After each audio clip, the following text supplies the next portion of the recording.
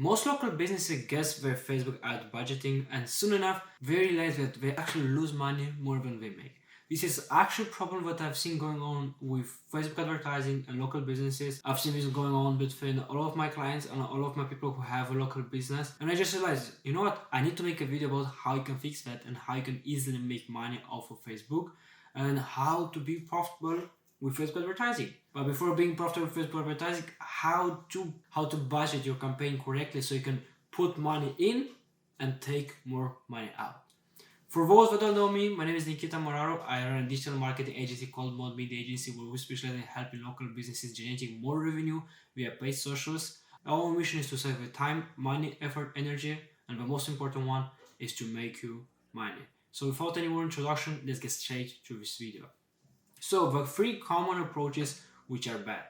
How most businesses save their budget on why it fails. I've been talking, as I said, with local businesses, and this is how usually they do it. We spend whatever's left at the end of a month. Meaning that if they have, let's for instance, they make $15,000 every month and they have only $500, $800 available for advertising, they just put those money in without knowledge of how much they should put in.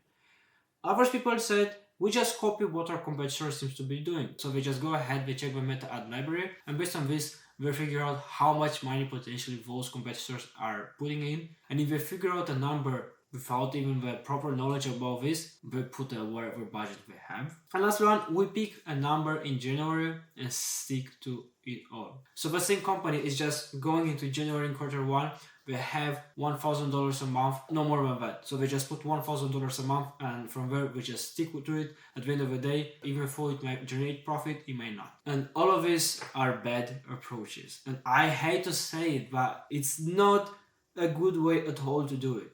First of all, we spend whatever's left at the end of the month. Well, if you do not know the cost, the metrics, and how much you should acquire a client, you might overspend or underspend and no performance at all.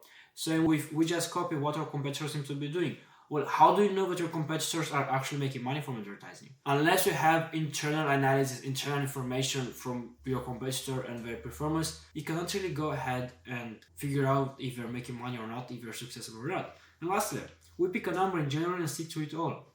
Again, how do you figure it out? Like, how do you know how much you should actually spend every month without you doing any performance analysis? How do you figure this out? You just go with the flow and you go with the nature of you guessing. So these are some big approaches. One of the most common approaches that I see people do wrongly, and I'm here to help you fix that if you find yourself in this situation or if you find yourself in similar situations. If you see right now, I've written the contact matters. And what does it mean? Where you're based, the metrics, the expenses can be totally different from where someone else is based. And just to give an example, New York City is totally different from Oklahoma when it comes down to advertising and metrics and expansion and expenses. London is totally different from New York. And $500 in Eastern Europe in advertising spend is different from $500 in the US spend. And also, strong brand make cheaper leads, and cheaper leads for the same value bring higher volume back. So what I mean by this, in New York City, the local economy is different from Oklahoma, and same with London and New York. In London, you tend to spend more on budgeting because the demand is higher, the economy is bigger, average prices are higher. So at the end of the day, your cost per 1,000 impressions is going up. Your cost per lead is as well going up. And same goes to New York. New York is pretty developed when it comes down to online marketing. And as demand is higher, more people tend to advertise. And the media space is being bought by more and more companies. So imagine having one product that you're selling. If you see more people buying your product, you won't have enough supply. So what you're doing, you're increasing prices. So what does it mean? So you can go ahead and make more money, not have a problem with supply, and just keep making more and more. Same goes with media buying. If the demand is higher, prices tend to rise up, and they rise until the demand and supply is quite equal or not. If a supplier goes up, then it means the demand goes down. So what does it mean? It means that the media buying costs are going lower. The same happens in UK, same happens in Western and Eastern Europe. And just to give an example, same client from Eastern Europe that I had, that we brought 10x return on ad spend. So we spent $500 and we brought back $5,000 in just 1 month of working with them. Well, what happened? This wouldn't work in Netherlands, or this wouldn't work in United Kingdom, or this wouldn't have worked in Germany. Why? Because it's different. The average prices in Germany, Netherlands, UK, other more developed countries are higher, whereas in Eastern Europe, the advertising costs are lower. So what I'm trying to say, it's important to know where you're based. The context matters. It's important to see where you are currently. If you're in a less developed state, well, go ahead, make some research. See how much can be your average cost per 1,000 impressions, or how much can be your cost per lead, how much you can pay to acquire a lead.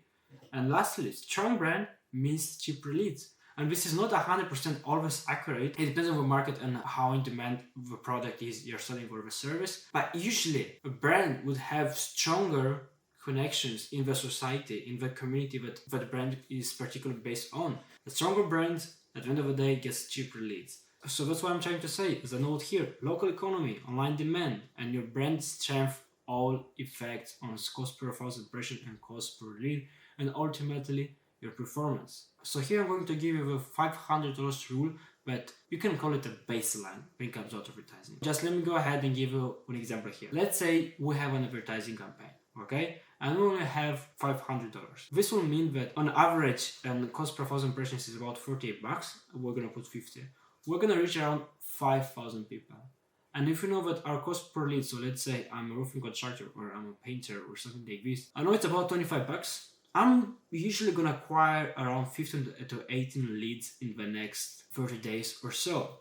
And if I know that the rate between having leads and closing is 10% to 30%, well, I'm gonna have roughly around 1.5 to 5 clients, 2 to 5 clients. So our outcome is following. We only spend $500 to acquire 2 to 5 clients, which is great. If let's say the same roofing contractor, roofing changing or some roofing service, it can cost thousands of dollars.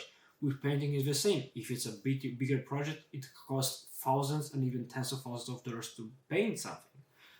So, and here's also a small note. With top tier sales equals 5. With an average skills, 2 is still a profit.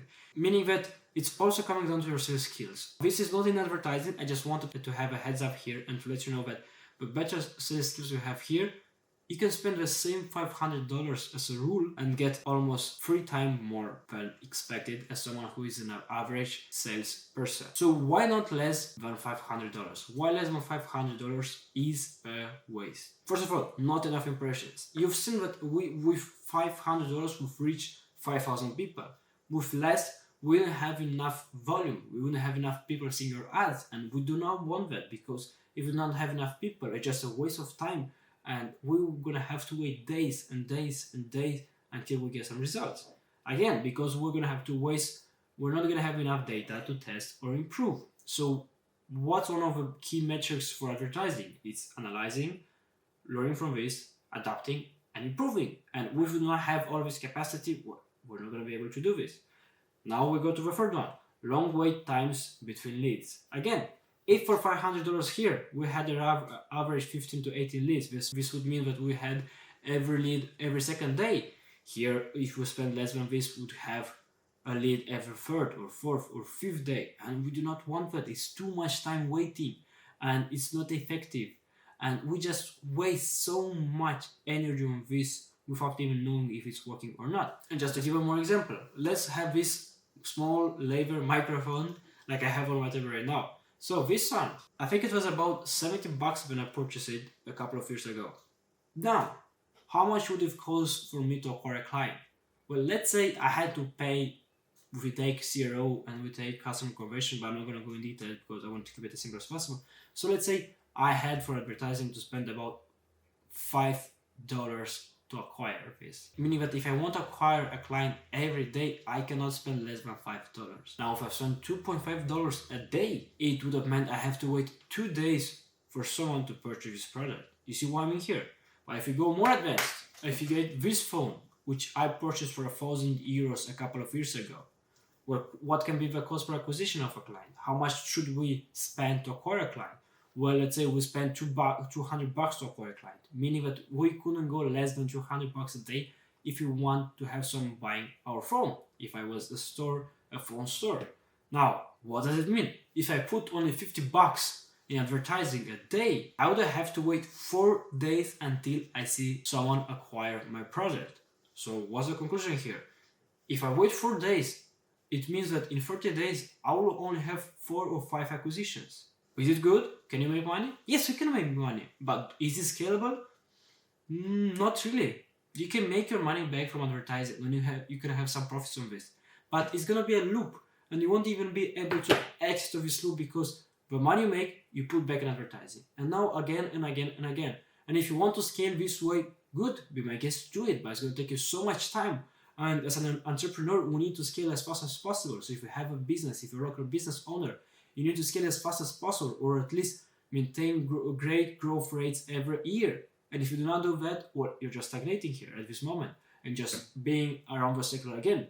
So what I'm trying to say, time is not on our side as an advertiser person, or as an agency, or as a local business, or as a person at all.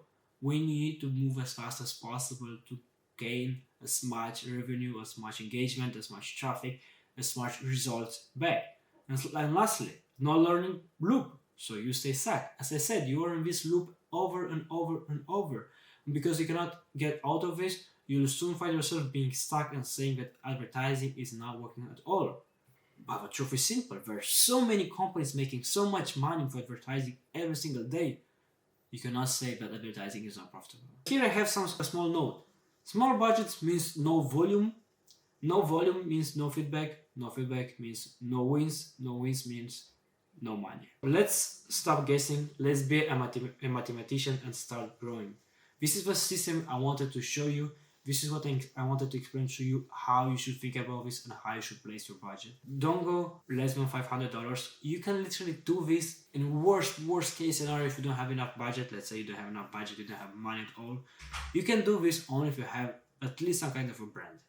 So if your company is more of a brand, more of a community where people go socialize, so if you're a coffee shop and people go and spend their time, they drink a cup of coffee, they're staying with friends, they're eating something delicious, you can do that, although it's harder. If you want to scale, you need to be a mathematician here and you need to start growing.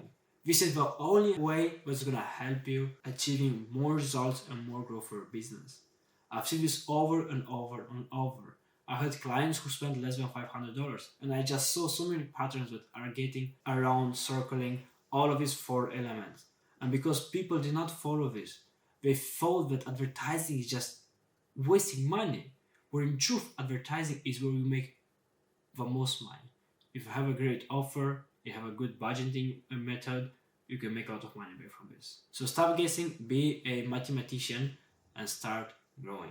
If you want to have a partner to help you with growing your advertising, to have someone you can trust every day and you can rely on them every single day without the fear that they're gonna mess your budget or your performance or your revenue, then go ahead and check the link below and book a meeting with me, and let's see if we can sort this out, if we can help you grow, and if we can help you bring you more revenue back and make your business grow online.